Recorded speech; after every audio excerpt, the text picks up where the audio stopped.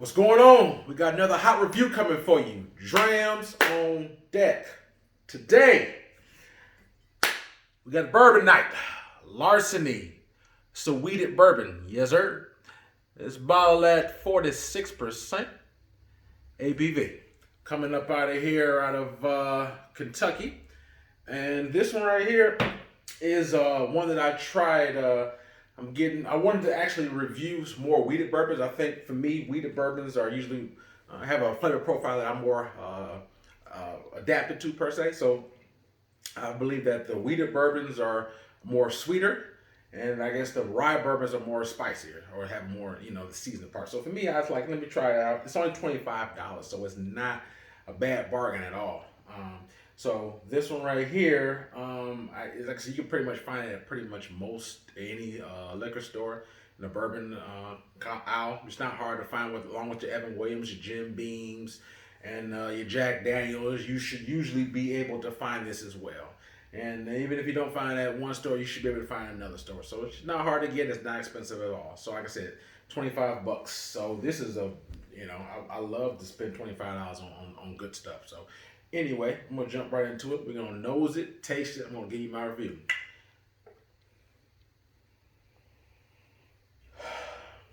I smell alcohol. But it's a good thing. It's not in a bad or flavored way, though. So I smell oak, a little of alcohol connotation. A little, just the fade hint of maybe vanilla, just very faint, but primarily oak, and I get like a little bit of an alcohol smell. That's what I'm picking up. Now this has been opened up for the past 15 minutes, so it's not, it has definitely had time to oxidize. That's what I'm picking up on this one. So I'm gonna do at some point more. I'm gonna try to do some flights, and either be blind taste or regular. And I definitely want to do some in the bourbon. I'm gonna do some in the scotch. So this one may or may not be in it. We'll see. But this one, like I said, in the weeded category, it came recommended from other people. So I definitely try my best to, find things that are, different, but at the same time have the taste profile that I'm looking for. So this one right here, I got it at just a regular around the corner store for $25. So like I said, pretty, very accessible, pretty easy. Like I said, shouldn't break the bank at all. And they also have a barrel proof one, but I've never seen a Larceny barrel proof. Had I saw it, I would have got it, but I didn't see it. This one's at 46%. I think the barrel proof one is 50 some odd percent, or maybe even close to 60. But primarily for me, I prefer my bourbons 50% or higher. That's just my preference. This one is a little bit shy on that, but next time around, I may just go for the barrel proof. But we're gonna jump right on the palate.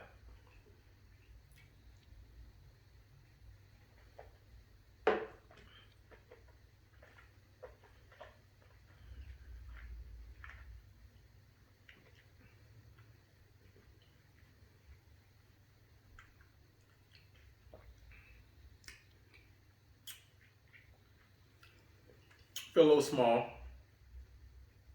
Not a burn, but a little alcohol coating on the tongue. But I just got done eating not too long ago, so I'm not gonna judge it off that. I'm gonna go in. Another sip.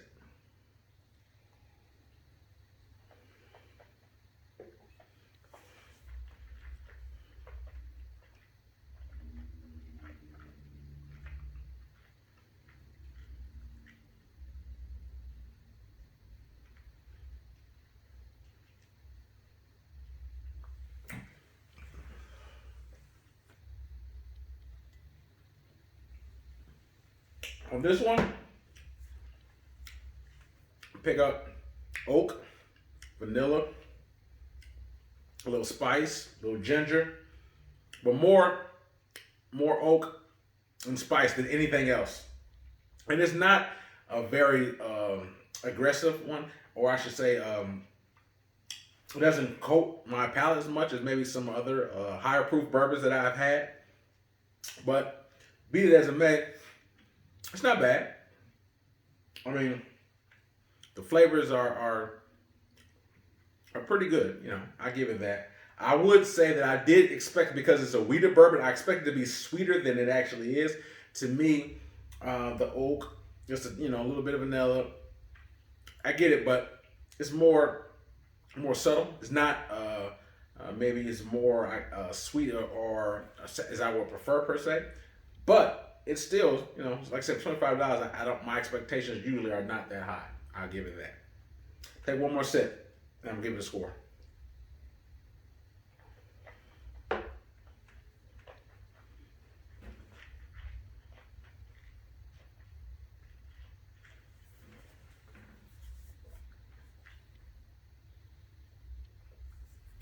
Flavors are still there.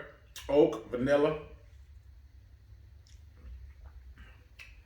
just a little spice, but they're more subtle to me. They don't come off very strong per se. Um, it's well, it's okay. I'll say that. I guess you can say I'm not wowed by this bourbon. I'm not impressed, but it's not bad. It's $25. So this is a bourbon that you can actually mix. So if you want to do, if you want to mix it with some Coke or something like that, I personally still don't do that, but it's the type of thing that you could do it and I wouldn't cringe like, oh my God, what is he doing? Like certain bourbons, I just personally wouldn't do that too. Like the Parker's Heritage Collection, I would not do that. Elijah Craig, I wouldn't, at least a barrel proof one, I wouldn't do that. Certain ones, like especially like a George T. Stagg or a Weller or 12 or William L. Weller, those you would never mix those. This one you could definitely get away with mixing and it wouldn't be an issue. Like I said, the flavors are more subtle and not turned up. So when I say I taste the whole, I taste that vanilla, it's more subtle. I mean, they're prevalent, but it's just not like, wow. I wouldn't say Vanilla Monster or Oak Monster. It's not like that. So, all in all, it's okay. If I had to score this 1 out of 10, 10 being the best, I give this a 6.5. It's okay. That's an average score, slightly above it. I don't think it's nothing special about it. Like I said, it's not. If this was like more like double or triple the price, like $70, then I would be more harsher to it, because I think for me, I equate certain taste to what the price is. That doesn't always coincide, and I feel like it should, but it doesn't always do that. But for this, like I said, for $25, I mean, if it's okay, that's not a bad thing. Like I said, you can mix it, and it'll be good for a mixer. So for what it is, it will do. So if you're looking to mix this, then I think this is to be perfect for that. This is a great bourbon to mix it. If you're not, I'm the type of person, I like to drink neat. So for me, I like neat, sweet, smooth, and sophisticated. That is not quite this.